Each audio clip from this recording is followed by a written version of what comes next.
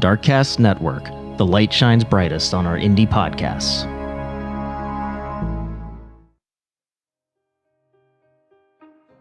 Hey everyone, it's Kona. I wanted to come on and just give you a little update about what's going on with the show right now. We didn't have an episode last week. It's so funny. It hurt, it sucked, but I got shingles on my face, and which is just so who does that, right? So I kind of felt like crap, and I just did not have it in me to write, a new episode. I sat down a couple of different times, but I could not focus on it. And, I've had a hard time lately just kind of getting in the headspace to do it because of the shingles. And also, these are emotionally taxing to do. I don't separate myself from it, I don't look at these stories clinically. I come from a very emotional space every time I do the research and I write the script. And, it just especially when we deal with children, and it's really tough. All of that is to say that we do not have an episode this week, but fortunately we are members of the Darkcast Network, which has an ever expanding roster of true crime and paranormal kind of indie podcasts. And I am going to bring you an episode this week from one of those. It's called Horrifying History. And the reason why I chose this show is because Brenda, the host, has the greatest voice. You are going to love her. I found out, I didn't know this actually. She guested on The Crime Diner, which is the last show that we featured. That's also a Darkcast show. But she said that she was Canadian, which makes a lot of sense once you listen to her. But she has this great show. She deals with all sorts of stuff like paranormal and regular true crime and more historical true crime, and it's just very interesting. She sounds like a school teacher in a very good way. And so I just wanted you to listen to this in case you haven't been exposed to this show before. The story that she is bringing us this week is the story of Granger Taylor. And for those of you who listen to the Unsolved Mysteries podcast, you may be familiar with this. This is a missing persons case, but it has a little bit of a supernatural twist. So I thought it would be interesting. It kind of stays on theme with our show, but is a little bit different. And like I said, you're going to love Brenda's voice.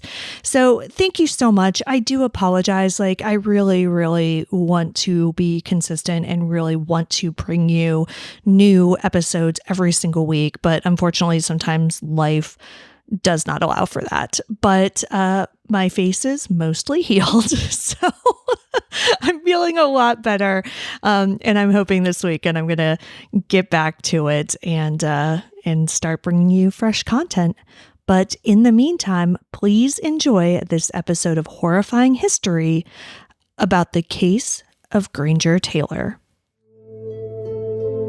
Darkcast Network, indie pods with a dark side.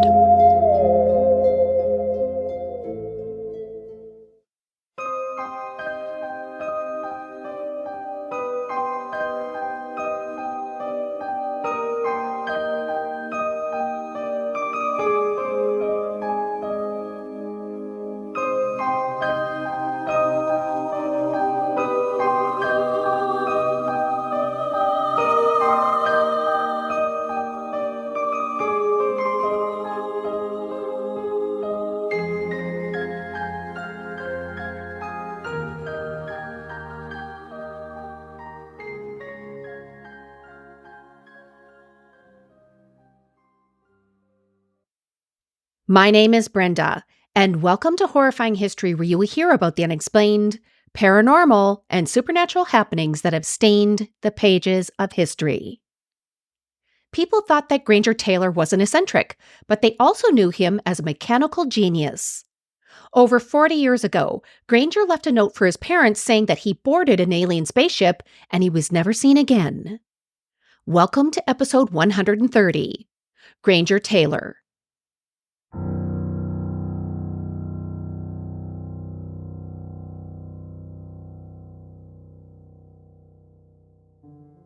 Granger Ormond Taylor was born on October 7, 1948, in Duncan, British Columbia in Canada. His biological father drowned during a vacation at their family cabin when Granger was only a baby. When he was 2 years old, Granger's mother Grace remarried a widower named Jim Taylor, who had children of his own. Soon, the couple added to their family, and Granger spent his childhood being raised beside his now 3 biological siblings, 3 step-siblings, and a half-brother. From very early on, it became clear to Jim and Grace that Granger was very special. He was withdrawn and a bit socially awkward, but he showed that he had an extraordinary skill and appetite for anything mechanical. In his early years, Granger spent his childhood alone in his bedroom, taking things apart and putting them back together just to understand their mechanics. Even though Granger demonstrated to those around him that he was extremely bright, he had no interests in formal schooling. He quit school after he completed the 8th grade and started to work as an apprentice at an auto mechanic shop for his neighbor. Granger thrived during this apprenticeship and eagerly learned everything he could from his mentor. After 1 year of this, Granger believed that he learned everything he could in his apprenticeship and he wanted to strike out on his own. His parents allowed him to set up shop on their farm, and he started to build many unique things that he would sell either to collectors or to the provincial government for large sums of money. At the age of 14, Granger built a single-cylinder automobile that is currently on display at the Duncan, BC Forest Discovery Centre. Just 3 years later, he rebuilt an abandoned bulldozer that local heavy-duty mechanics said was unsalvageable. By his early 20s, he decided to rebuild an abandoned steam train that he found rusting in the forest. 2 years later, he restored it to full working order, and he decided to build tracks for it through his parents' garden and take the local children for free rides. It was very clear to everyone that Granger found his calling. About 6 months after Granger moved all the pieces of the train to his parents' property, something quite strange happened. On New Year's Eve in 1969, at about 5 a.m., 4 nurses working the night shift at the Cowichan District Hospital near Granger's home saw something strange in the sky.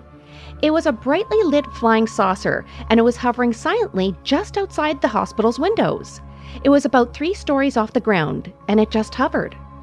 Doreen Kendall was the first nurse to see this unusual sight, and she claimed she saw 2 humanoid pilots standing in this craft's cockpit behind a transparent window. Doreen was joined by several co-workers who watched this UFO hover, then drift off noisily behind a group of trees before it flew away into the night sky. Throughout the night and next day, those living in and around Duncan reported seeing that same UFO flying throughout the region. For months following this incident, aliens was the talk of the area. Now, Granger heard all of this talk, and soon he caught that same UFO bug that everybody else did. After this event, Granger started to become obsessed with air travel. He earned his pilot's license, and then he started to restore an unworkable World War II Kitty Hawk fighter plane, which he ended up selling to a private collector for $20,000. But by the late 1970s, Granger became bored of regular mechanics. He started to think about how he could create the same type of propulsion for a UFO. Even to this day, an engine has not been released that can maneuver like an alleged UFO, and this excited Granger. He imagined himself building an engine that would allow an aircraft to move in the ways and at the speeds that was never done before, and this could take him to places that no human has ever gone before. Granger started to build himself a private office that would be about the same size and a shape of a UFO. With the help of local children who had come to watch him work, Granger was able to scavenge 2 radio tower satellite dishes from a local dump. He used these to create a cylinder-shaped building by his parents' garden, which he built on stilts. Inside, he put a wood-burning stove to keep warm, he put a couch, and also a TV to watch. He decorated the outside of the building using a lightning bolt design, and inside, he stocked it with science fiction books and books on flying saucers. When the building was complete, Granger would spend hours there researching and taking notes, all in his quest to build a UFO-style engine. And this is how Granger spent most of 1979 and 1980, studying and planning until one night, Granger was contacted by aliens. According to Robert Keller, who was one of the teens that Granger took under his wing, Granger told him that aliens from beyond our solar system reached out to him when he was lying in bed one night. For months before this event, Granger was attempting to contact extraterrestrials using a type of radio that he invented. Now, the aliens introduced themselves to Granger via telepathy, and he thought that the reason they reached out was because he was trying so hard to speak to them. Granger went on to claim that he had several telepathic conversations with these aliens.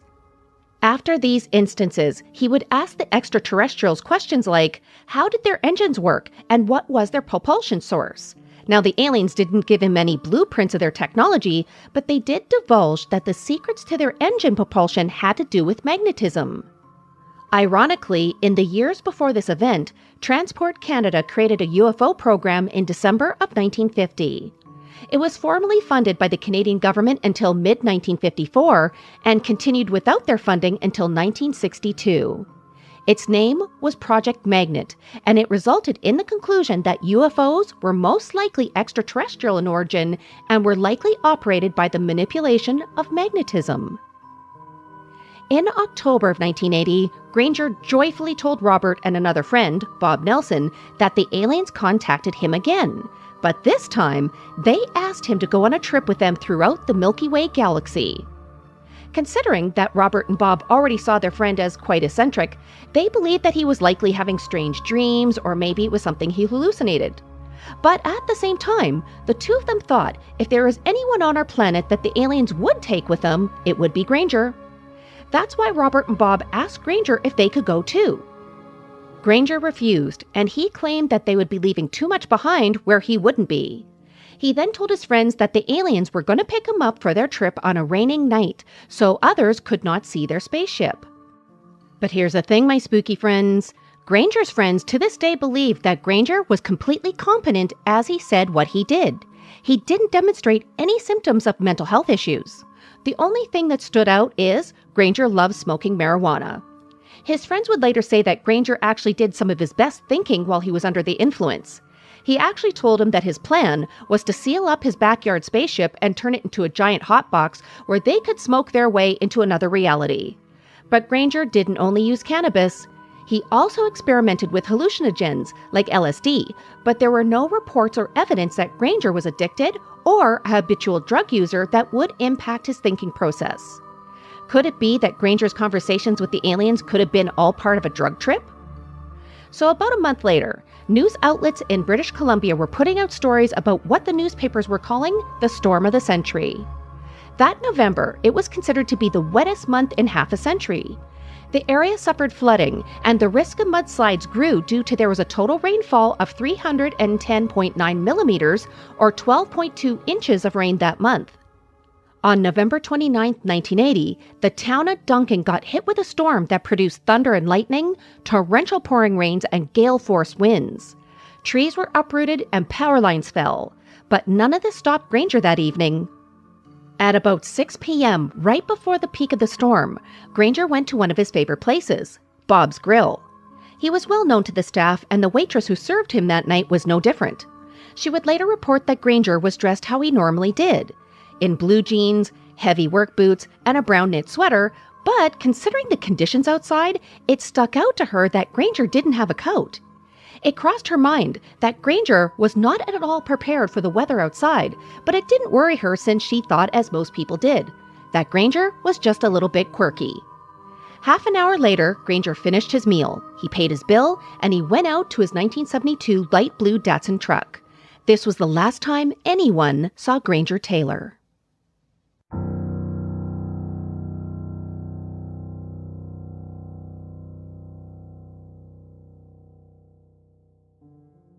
The day after this storm, the residents of Duncan were in cleanup mode. They were clearing roads and residences of debris and fallen trees, and it was at this time that Granger's mom and stepfather realized that he was not home and did not come home after going to Bob's Grill. Jim Taylor found a note taped to his and his wife's bedroom door. It said, and I quote, Dear Mother and Father, I have gone away to walk aboard an alien ship as reoccurring dreams assured a 42-month interstellar voyage to explore the vast universe, then return. I am leaving behind all my possessions to you as I no longer require the use of any. Please use the instructions in my will as a guide to help. Love, Granger. Now, on the back of this note, there was a map that was hand-drawn, which many interpreted to be the area of Waterloo Mountain, located about 10 miles or 15 kilometers southwest of his parents' home. Jim and his sons immediately started to search this area. They called local hospitals and went to the places that Granger would haunt. They drove the local roads and searched the area of Waterloo Mountain to find nothing. No hint to where Granger or his truck went could be found. Jim and Granger's mom, Grace, decided to look at Granger's will, like Granger asked them in his note. This is when they discovered that the will was changed. In this will, where the word deceased was written, Granger replaced that word with departed. Time started to pass, with no clues of what possibly could happen to Granger. Days turned into months, and months turned into years. When the date of Granger's return came about on June 29, 1980, his mother and stepfather kept their back door unlocked, hoping that Granger would come home. On that same day, his stepbrother Douglas, who worked for the Canadian Coast Guard at the time, sat out for most of the night on the deck of his patrol boat, searching the sky and hoping that Granger would come home. But he never did. The Taylor family still kept hoping that someday they would get a clue of what happened to their beloved Granger. Then 6 years after Granger disappeared in April of 1986, municipal work crews discovered an artificial crater that was approximately 600 feet or 182.9 meters off Mount Provost Road. It appeared to be created by some sort of blast, and going cross-country, this blast site was not too far from the Taylor farm. Scattered throughout this crater was rusted and discolored fragments that appeared to be from a truck. They then found vehicle parts throughout that area, and shrapnel was embedded into the trees. The workers called the Royal Canadian Mounted Police, who started to investigate. Within the debris field, police found vehicle parts that still displayed their vehicle identification number, otherwise known as a VIN number. Police were able to confirm that the VIN number matched the number of Granger's truck. The Royal Canadian Mounted Police then brought in police cadaver dogs to search this area. They found remains of fractured human bones, with the largest being a humerus from a left arm. They also found clothing remains that, sadly, Granger's mom, Grace, was able to confirm that those bits of clothing were consistent with a shirt that she had made for her son. Many that knew Granger, as well as the police and some family members, believed that the remains that were discovered that day belonged to Granger. Due to DNA profiling was only starting at this time, it was not available for the police to use in this case. That is why no DNA profile was completed on the remains, and it was never confirmed that Granger had passed away. Even so, the police closed the case on Granger's disappearance and declared him deceased, with his cause of death being labeled undetermined. This was because that if the remains did belong to Granger, there was no way to tell that he died in a natural way, and there was no proof that his death was a homicide. In addition to this, it is hard to believe that Granger decided to end his own life. After all, when individuals plan their end, it's extremely abnormal for them to blow themselves up, and specifically creating a blast of that magnitude. Granger did not have a known history of depression or suicidal thoughts. Even the note that Granger left did not lead one to think that he was planning to end his own life. Now, concerning what could have caused the explosion, Jim Taylor reported that a significant amount of dynamite disappeared from his farm the same time that Granger disappeared. The Taylor family were licensed to use and store explosives on their property. It was being used to clear stumps on their land, and Granger was extremely familiar and competent concerning the use of and the engineering behind explosive demolition. That is why many people still have a very hard time to believe that Granger would choose this method as a way to end his life. So what really happened to Granger Taylor? In the wake of the crater discovery, many different theories started to circulate on what could have happened to Granger on that cold and rainy night.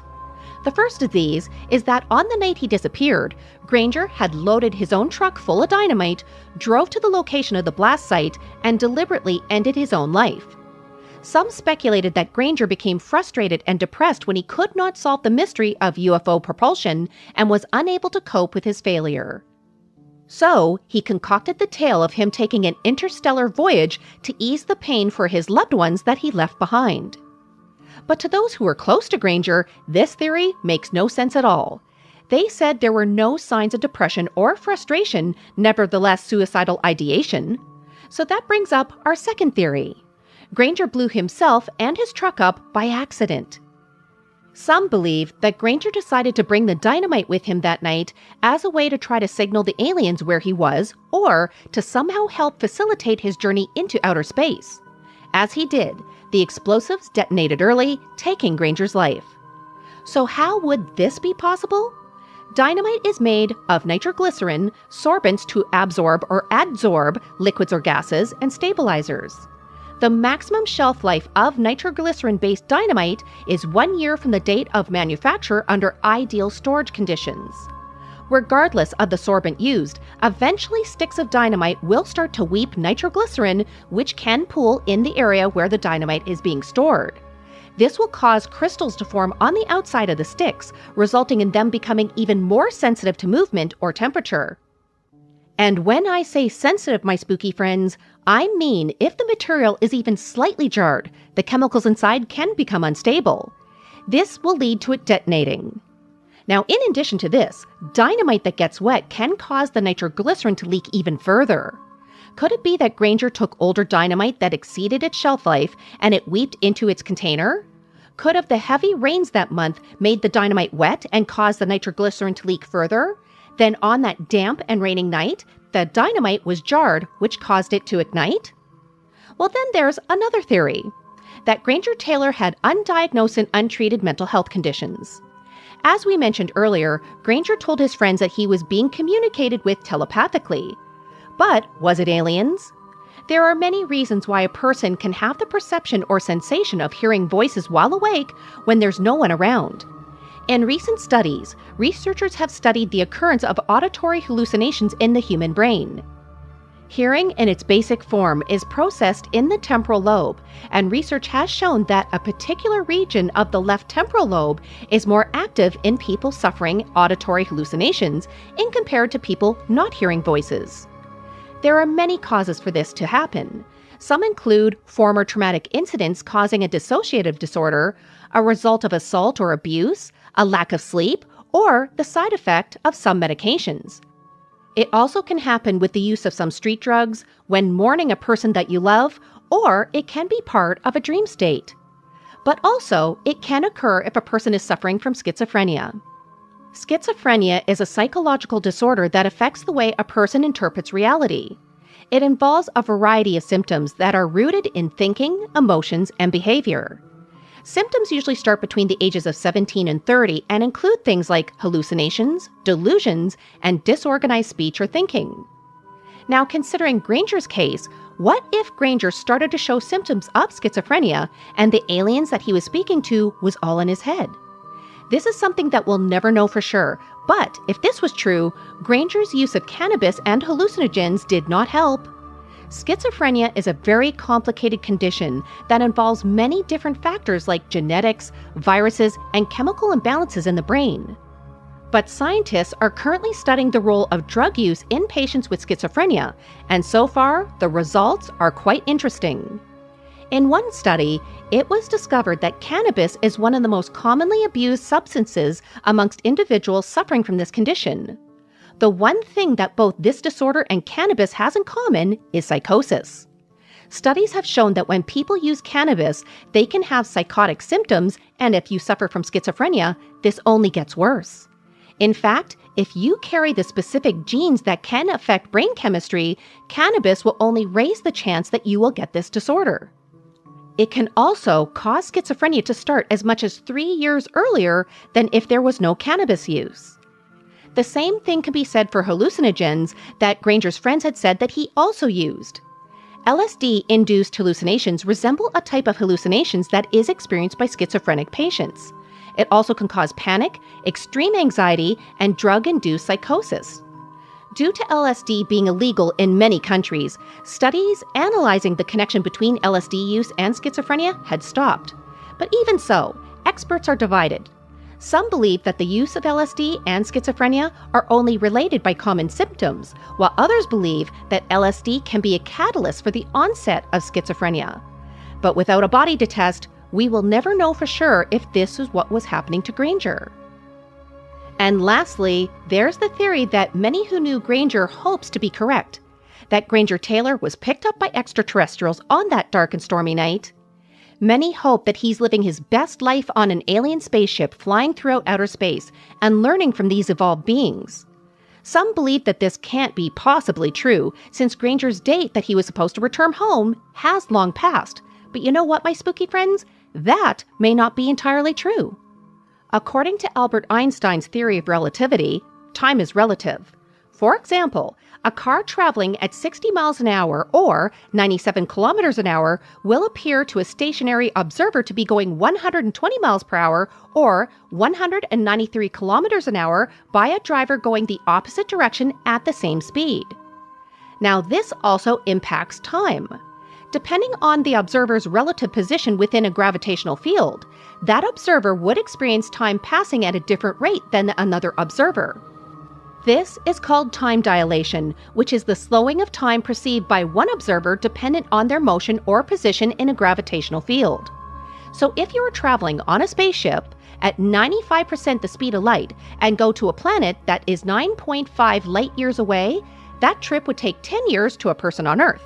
But to the crew on that ship, it would only take 3.12 years. So in other words, that 42 months that Granger said he would be gone would actually be a lot longer for us on Earth than it would be for Granger.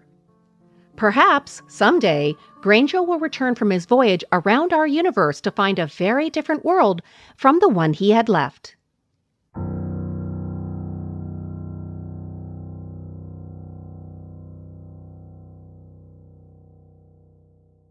Thank you all for joining me for our latest episode of Horrifying History. Now, we want to hear from you. What do you think happened to Granger Taylor? Did he go on a trip with aliens, or did his life end on that dark and stormy night? Let us know your thoughts on Facebook at Horrifying History, on Instagram at Horrifying_History, on Twitter at HorrifyingHist1, or by email at horrifyinghistory@outlook.com. Now, if you haven't done it yet, please remember to hit the subscribe button for this podcast. For when you do, not only do you let more people know about our show, but you download our next episode on its day of release. It's a great way not to miss our next episode, The Scariest Documents Ever to Be Declassified. If you would love to take home a piece of horrifying history, you really should check out our store. You'll find some great items by going to redbubble.com and by searching for Horrifying History in their search box. And if you want to get a bunch of amazing perks like ad-free episodes, free merchandise, additional episodes, and much, much more, join our fan club on Patreon. Go to patreon.com/horrifyinghistory to sign up today. Thank you all for listening. And until next time.